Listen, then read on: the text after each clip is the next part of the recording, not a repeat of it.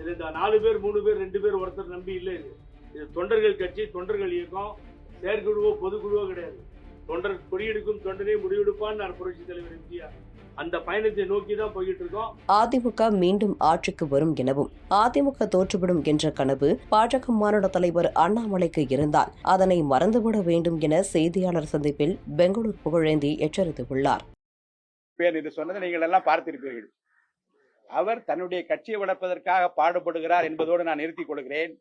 அனைத்து இந்திய அண்ணா திராவிட முன்னேற்ற கழகத்தை அழிப்பதற்கோ வளர்ப்பதற்கோ அண்ணாமலை தேவையில்லை, தொண்டர்கள் பார்த்துக் கொள்வார் என்பதை நான் மனதில் வைத்துக் கொள்ளுங்கள்.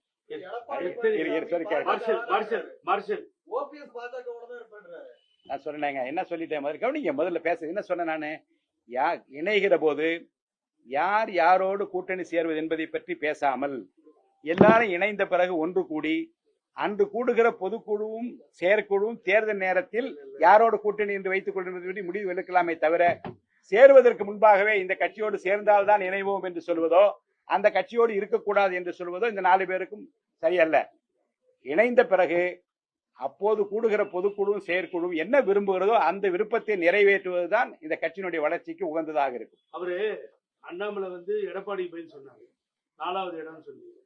நான் என்ன பதில் சொல்றேன், அண்ணாமலை இருந்தாலும் யார் இருந்தாலும் பரவாயில்ல, அன்பு நண்பர் அண்ணாமலை.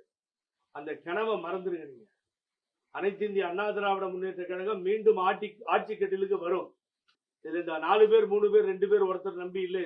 இது தொண்டர்கள் கட்சி, தொண்டர்கள் இயக்கம், செயற்குழுவோ பொதுக்குழுவோ கிடையாது. தொண்டர் கொடியெடுக்கும் தொண்டனே முடிவெடுப்பான்னு புரட்சி தலைவர் எம்ஜிஆர். அந்த பயணத்தை நோக்கி தான் போயிட்டு இருக்கோம்.